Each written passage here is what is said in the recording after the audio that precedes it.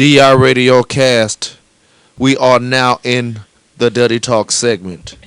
Yo, for all the people that's watching at home, right? I don't want y'all to Live from the Cab Medical. I want y'all to get it confused. I'm not feeling well. I'm Yeah, under the yeah, weather. yeah. I Whatever, know Big Bird. it's a big old yellow sweatshirt. Like, what the fuck? All right. It's Sponge Africa. All right. Hold on. Y'all already know it's Hip Hop History Month. D.I RadioCast brings you hip hop history, and this Hip Hop History Month we're celebrating women in hip hop. So all of our throwbacks are gonna be dedicated to women in hip hop. At some point during this month, we're gonna talk to Wendy Day, the founder of the Hip Hop Coalition, who is responsible for a lot of artists, records, and deals. So y'all tune in for that. I'm still waiting to set up a date with Wendy.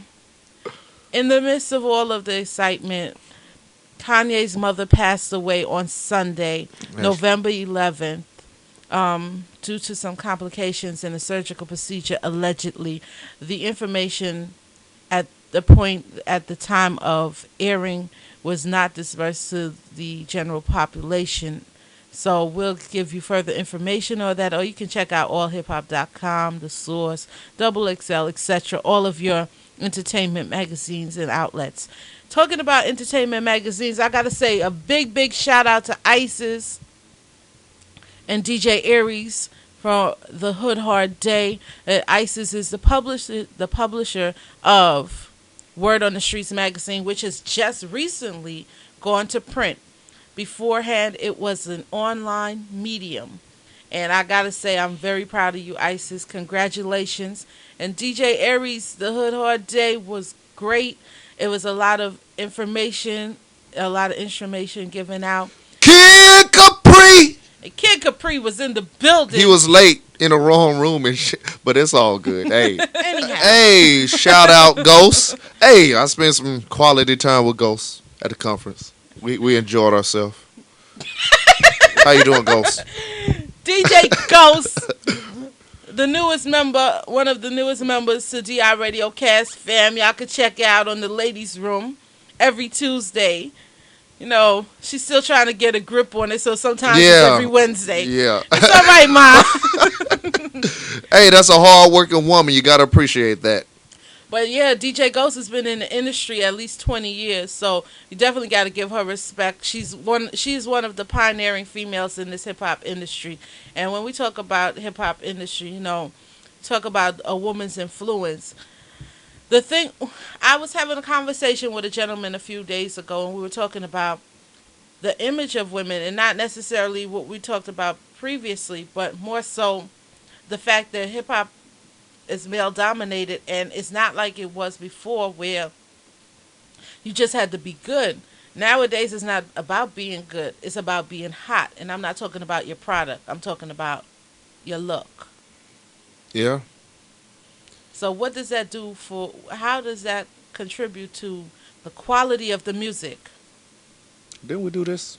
We did, but it's more so from the perspective of being a male and looking at it. Because the gentleman brought up a lot of points. He was like, you know, basically, he rather listen to the Dyke Down Bros. Like, he rather listen to the Dyke Down Bros. Yeah. But the only thing is that doesn't make money. But now with the international community or the global community stepping up to the plate and becoming a viable market for hip hop, you don't necessarily, well, everything is visual, because now they're going to have, instead of having ringtones, they're going to have video tones now. You know, the whole thing is that the digital era is changing the way people perceive music. And how is that going to affect the roles of women? Because with the new digital era, you have to be more visual. You have to be more pleasing to the eyes in order for people to want to download you. Because, I mean, me personally, I believe I like to see it. The aesthetics makes me buy into a package. If your aesthetics aren't correct, you know, I'm not gonna buy into a package unless you have a conversation with me that makes me say, oh, I'm gonna check you out. But not for nothing, every female that I have seen, I don't want to open up their package because I already know what it's about. They got their ass out, they dress like strippers, and then they're like, yeah, ma, listen to my track. I mean, you know what? Yeah, I might like girls, but I'm not on some dyked out lesbian shit that, yo, I want, yeah, you making me hot. I think that's disgraceful that you got to put all your ass out on the goddamn, on the CD cover. And that's not telling me what kind of rapper you are. All that is showing me that you got a fat ass. And sometimes you don't have a fat ass, you know? You just got a tight dress. So, you know, not it ain't for everybody. And the new media era is going to make and break a lot of people, but it's also going to destroy, or it is also destroying the quality of the music, because now the floodgates are open. Anybody can put up a MySpace page and put out a couple songs, press up a couple songs in their basement or on their laptop with, you know, equipment, and say they're rappers. But really and truly, how much time and energy have you put into it? And I'm just saying, for the women that really, really passionate about it, how does this affect them? You know what I'm saying? If the industry is mostly headed by dudes and you come into the label, what can I do for you if I'm a female that's 130, 140 pounds in a short dress, as opposed to a female that's 220, 230 pounds with lyrics? So you trying to say a sister like me wouldn't get no play because I'm a little too chunky? I think I'm extra sexy. Fuck that. I mean, yeah, you got the stalker, you know, and he's anonymous. You know what I'm saying? You video cast, you can't see who he is. You know what we're talking about? Wow. We in the video cast, nigga. Yo. Yeah, I'm not even gonna get into that. But I mean, that's the choice. Basically, dudes pimping themselves. I guess women gotta pimp themselves. Is sad to say, but you know what? It's been going on in this industry long before hip hop, when it was just R&B, rock. I guess it's more so now, since hip hop is the leader of the you know what I'm saying. So now it's a big deal. We're seeing it because we're number one now. We're seeing it. So now we're seeing it. But yeah, you think Diana Ross got by on her singing ability?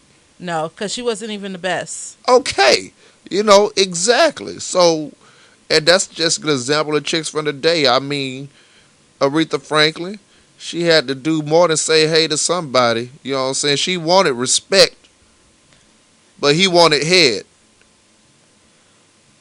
Somebody had to give. What can I do to another dude but take your money?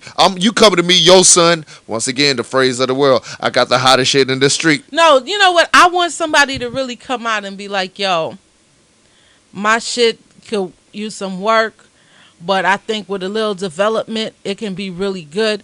I want you to take a listen. You know what? I respect that. Well, can a woman come at a dude like that? Oh no, they be like, "Oh, you need some work? Come on down to the studio. We could yeah, we gonna listen to whatever, you. Whatever. You know, come through." And then you come to the studio and Candy's there and Ebony and a line of cocaine.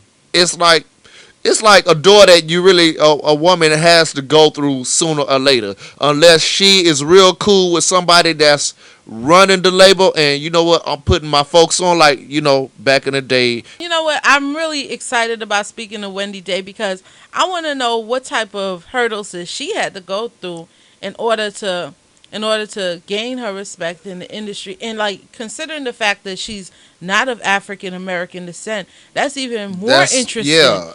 How did people even receive her as a female talking about, what? I'm doing this hip hop shit. Get the fuck out of here, huh? Yo, get the fuck out of here. You fucking really serious? I'm really excited about that interview, y'all.